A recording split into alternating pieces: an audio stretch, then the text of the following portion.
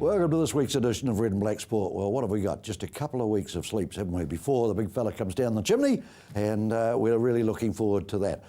Like the weather to perk up a little bit. It hasn't sort of seemed like summer holiday weather yet, but hey, we're better to cop it now than we are to cop it over the holiday period.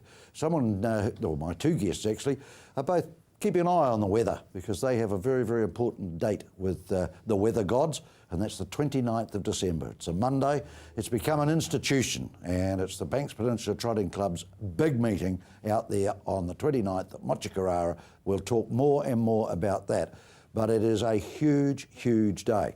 And just a wee tip for you, if you wake up in the morning and you're still in Christchurch and it's a bit drizzly or overcast or whatever, forget it, because when you get to the Banks Peninsula, the Mochikarara ground, whacking great hill cuts out the nor'easter, and it's a stinking hot day, and everything is provided for you when you're there. It's a wonderful, wonderful day's fun. So we thought as we went towards Christmas, we'd look just at something that you can do over that holiday period. But I certainly do recommend it to you.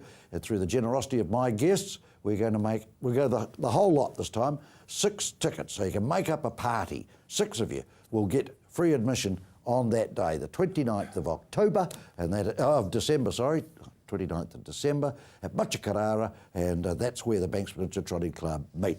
Someone who knows it like the inside of a cow, I was going to say, but inside of a horse probably. Paul Davies, you'd know every bloody grass, mate, wouldn't you, at Mochikarara now? Good evening to you, Pete. Yeah. Good evening, viewers. Yes, we've had a good look around the place. It's looking very good out there too, I might say. The course is in great condition and the track's outstanding. The horsemen have been commenting over our last couple of meetings of how good that track is, and it really is in great state. Why has it developed into such an institution? That's a good question, Pete.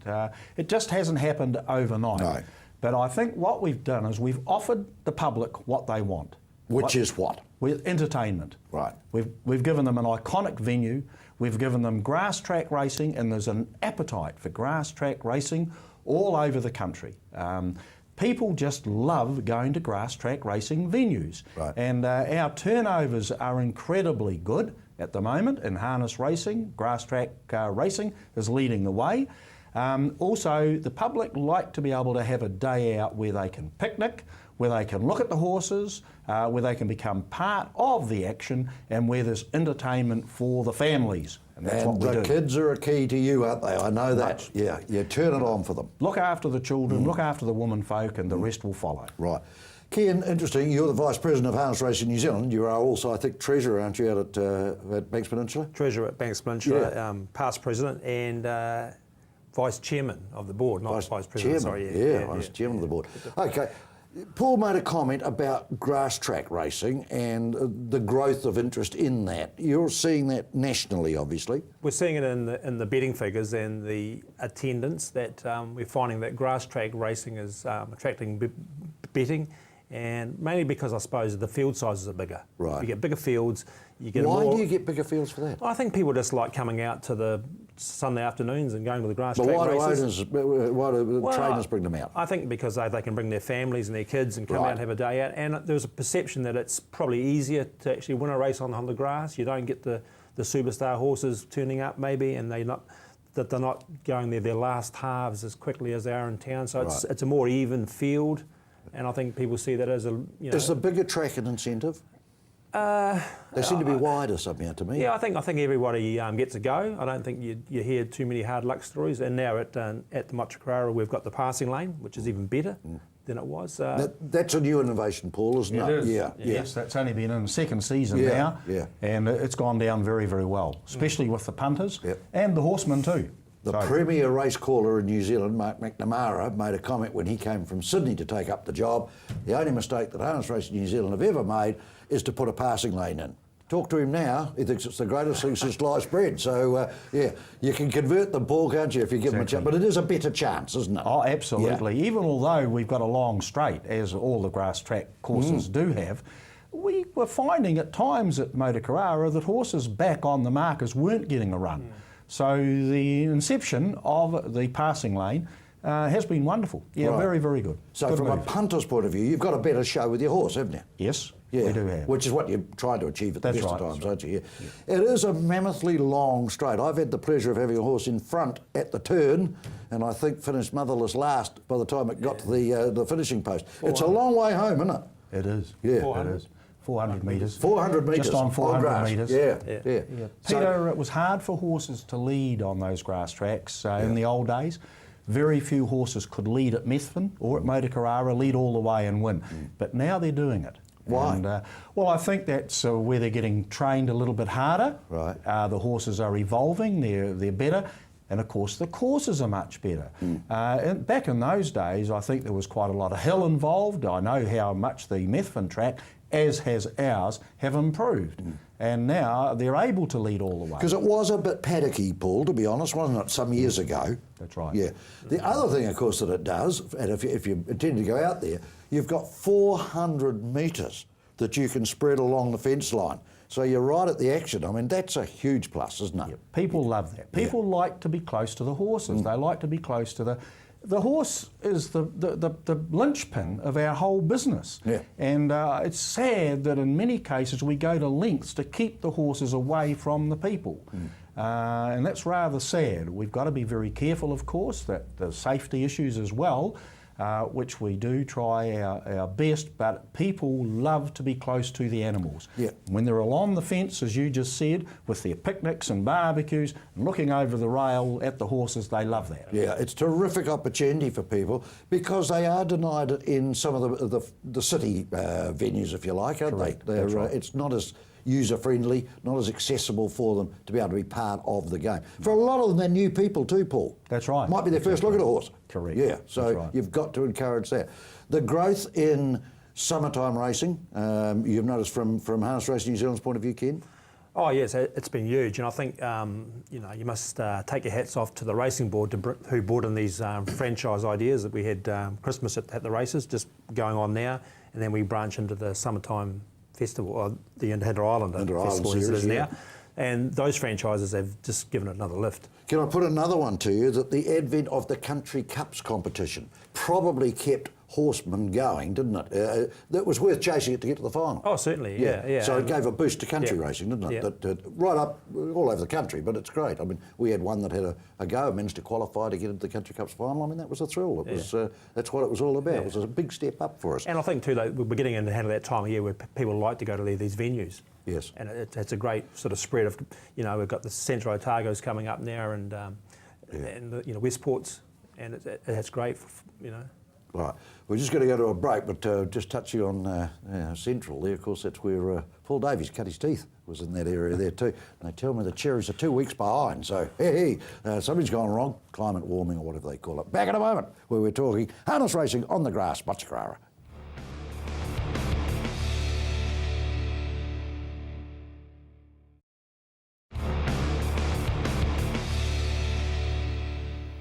Put a note in your diary, 29 December. It's a Monday, but it's in that holiday period. Mota Carrara is the place to be. And I tell you what, you will be joined by thousands of people, but still with plenty of room. And really, the kids are virtually taken off your hands. They're entertained, looked after. You can have a wonderful, relaxing day. There's no problem with bringing food onto the course. That's fine. But there are food places obviously available, but no problem at all. We're talking about the meeting, and we're also talking about Harness Racing New Zealand. I've got Paul Davies with me, and I've got Ken Spicer with me.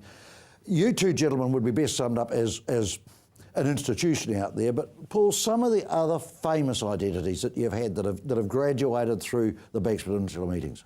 I think the name that comes straight to mind is Derek Jones. Yeah. Everybody in our industry knew Derek, and Derek amazingly knew nearly everybody. Yeah. His name was synonymous. And he was a great supporter, wasn't he? Oh, he was a past president of the club and a huge part of Mota Carrara. Derek was what we stood for out there, hospitality.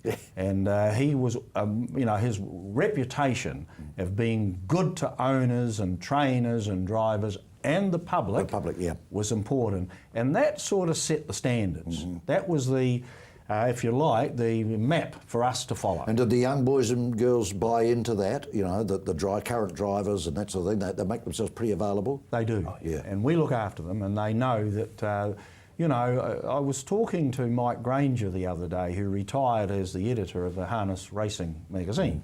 And Mike had a lifetime involved, and when he made a speech, we recognised his wonderful contribution at Motor Carrara a few weeks ago. And in replying to us, he said that the club then, in his days when he started out, it was always the reputation of being so hospitable. And those sort of things were started by people like Derek, and George Mugford was another one. Tell us about your patron, Ken. I'm just going to go back to Derek here. Right, yeah. It was always said... There's 1,000 stories with Derek. It was always said when Derek was the president, the president's room, or the bar, was the busiest bar on the racecourse. It was chocker. Anyway, the patroness, Jean Anderson, lovely lady, she's been with us for a long, long time. Jean Anderson, if you didn't catch it. Some of you may identify the name. Yeah, from Charters Bay. She's hasn't been the best of health, but she's bounced back, and she was out at our last meeting. I think she's in her early 90s. Yeah. But no, she's a great lady. It really is a character there, isn't she? Right. There's no doubt about it. She wouldn't miss many meetings, I wouldn't think. No, would she wouldn't. No. She was a patron of Derek's stables, Right. had horses with Derek over the years. She wouldn't miss a meeting at all, and she's been a very generous person to our club, extremely generous. So. A wonderful supporter of Motor Carrara. And God love her for being able to go. Yeah, that's the great thing, and still be a part of it. And you guys still respect her, which is great. Tell me about some of, I'm thinking of the Murray Edmonds or something. That's virtually his home track, isn't it? Yes, it is. Yeah. He lives across the road. Scott, his son, is our caretaker. The family are involved there with assisting Scott in his work. And Murray's been, a great supporter of our club. And he's sort of there hands-on at the time when you might need a horseman. Close by, he's there, and he keeps an eye on the place. There's a fair bit of success there too, doesn't he? Oh, yes, my word. He's a horseman to follow at our meetings at Motor Carrara. Now, you shouldn't ask the treasurer this question, but I'm going to, because he'd be delighted, because it doesn't cost him any money, I suppose. The volunteer base that you people work with, you couldn't do it without it, could you? Oh, no, you couldn't. And that's the same up and down the country. I mean, if it wasn't for the volunteers, harness racing wouldn't be here. But we're lucky. I mean, we've got a great base of people. We have no trouble getting people to the day before, the race day, the day after to tidy up. No, it's... Who's the school that's involved? We had the Green Park School. Green Park School come and help out on the gates. So it's a community thing, isn't it? Which is really, really special. Yeah. I think that sets the tone of it as well. Interesting, if you haven't been to Motor Carrara, you'll be going. I know that on the 29th of December. The thing called the crossing, Paul, tell us a little bit about that, because they bump up and over that. Oh, yes, out on the track. Yeah. Well, because there's an all-weather track at Motor Carrara as well, on the inside of the grass track, we have to have access for the horses. And it's a grit access, which goes from the outside, the stable area, across the grass track over to the all-weather track on the inside.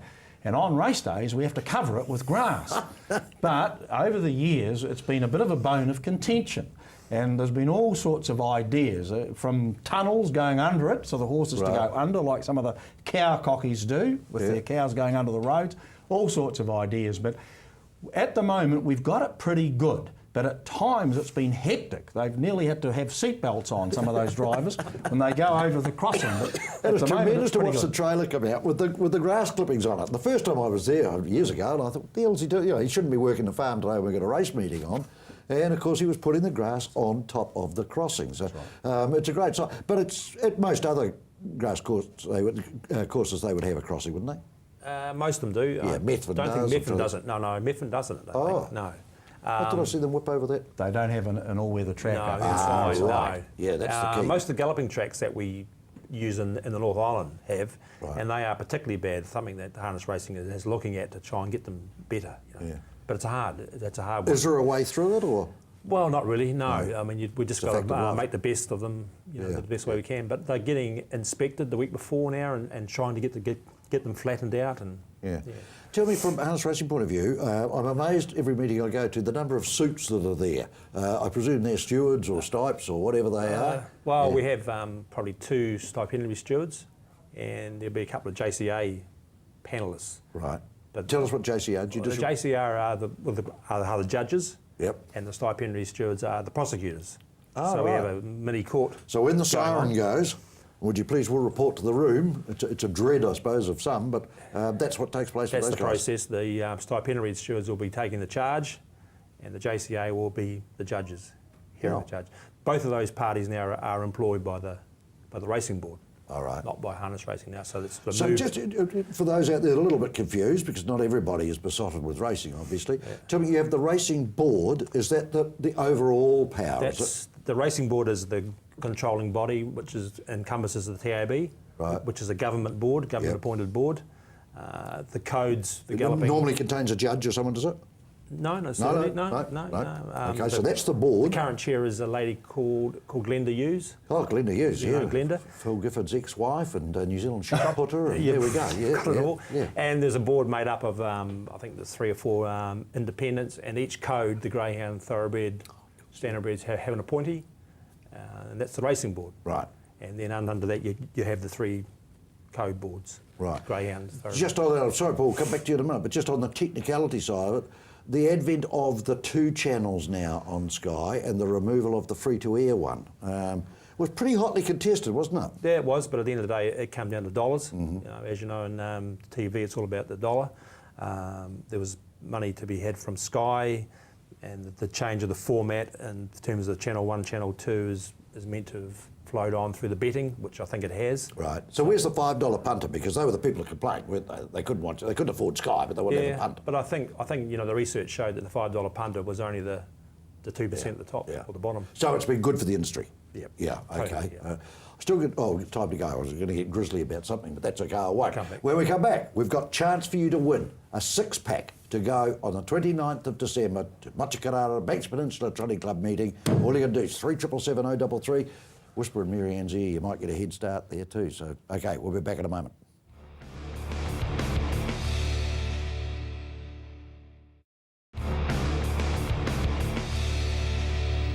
Welcome back. We're discussing where we're all going to be on the 29th of December, and we'd love you to join us and be there as well. We're going to give you a chance. We've got a 6-pack of tickets here, and you can just ring 3777033, get hold of Mary Ann, and all you've got to do is just give her a bit of a happy Christmas. I mean, you might get up the queue there and be able to nab them. So we'll make sure you get notified of where they are.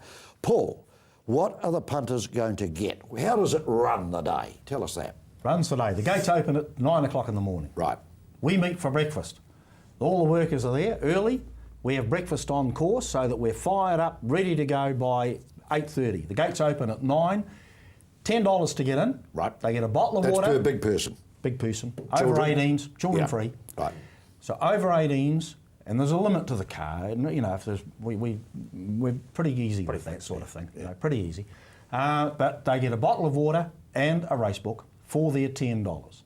And then everything else is free for the children. Right. And I think that's quite important because there's some of those rides that we put on for them can be quite expensive. So all of that is covered. Right. We'll have a jazz band playing out near the gates, and then we have John McCabe. You've got to go and just listen to him, I tell you. He's outstanding. He's a boy from Oamaru. Yeah, good, very Nashville good. recording artist, Yeah, Pete. yeah, he is. He's high profile. outstanding. Yeah, he's great. And he'll sing all day. Yep. And he's a great musician. And then there's all of the other entertainment. Right. Harley Davidson's going to be on course. Harley Davidson's will be Just to hear the roar go down the straight. I'll tell you what, it's paid you $10 just for that. Oh, it's a throbbing thing. It is terrible. Yeah. Okay. And well, also for some patrons, we'll have some dual sulky rides as well. Right. There'll be some draws made on the day. So we'll have the horses there with the dual sulkies so that they can get a ride on a Harley Davidson and a ride on a dual sulky. Which is a thrill beyond belief, actually. You don't realise just how powerful these beasts are that are there. So from that point of view, it's all about giving them a good time. Exactly. Yeah, okay. Absolutely. Weather affected, though, at times. I mean, last year was a slightly difficult year, wasn't it? The gods didn't really quite behave themselves, but we got there in the end. But, we did. But the point I made at the start, don't be put off by what's happening in Christchurch, because it's normally so much better over there with the shelter of the hill and everything. Oh, it is. I mean, what happens in town can be totally different from what happens out at Banks Peninsula, and you did right. That hill has a great saver, really, for us. Yeah. So. You have a remarkable record of selling races, Paul Davies, your club. You have a midwinter sort of a gathering, don't you? We do. And you have how many races to get rid of? Sponsors night. We have 6 race days with at least 10 races on every card. Sometimes there's 12. But they all go on the night. As you've been there, Pete. We might start the night off at, say, 5:30, 6 o'clock, sold out within I had a half couple an of hour. buyers and it was too late. They'd gone. Yeah. You know, I mean, that's tremendous support, We're isn't it? very, very fortunate. Yeah. But because of the support that we get from the public, we know that the sponsors are going to get the rub off. And that's important. They're going to get their money's worth by sponsoring out at Motu Carrara. This meeting, for our 29th meeting, it's part of the Inter-Islander, but Paul Renwick is our key supporter on that day as well. Right. And Paul Renwick and his company have been wonderful sponsors and wonderful supporters for our club, as have all of our sponsors. Yeah, but they don't do it because they're nice people only, do they? No. I mean, they are getting a response, Absolutely. obviously, and by the crowd that you get. Do you still get the overnighters that come the day before and stay in the camper vans? And, Pete, at our last meeting back in November, at our Christmas at the Races meeting, I counted nearly, I think it was 20 camper vans right down the far end that had parked there overnight. Yeah. It's amazing, you know, why not? It doesn't cost a lot either to Oh, really? sponsor a race. I mean, No. you know, Yeah. it's not a big deal. So But that's why looks we get so- them back. Looks so impressive, Ken, doesn't it? When you look at the board on that night, you know, it's three sheets like Yeah, that, yes. and it's chocker. You It know, is. That's right. With a lot of interesting names too, Paul. They're not all racing people. No. They're there to support the cause. Yeah, which that's is, right. Which is great. All right, just before we go, message for people: 9 o'clock opening. Yes, come out early. Get early. Get early. Yeah. Come out early. Right. Get a good spot. Be there early to get a nice spot. Right. And from your point of view, you know, there's a $10 entry fee, that's fine. They're a little bit flexible. If you've got 700 in the back of your ute, well, they'd probably have a look at you, which is okay. Bottle of water and a race book.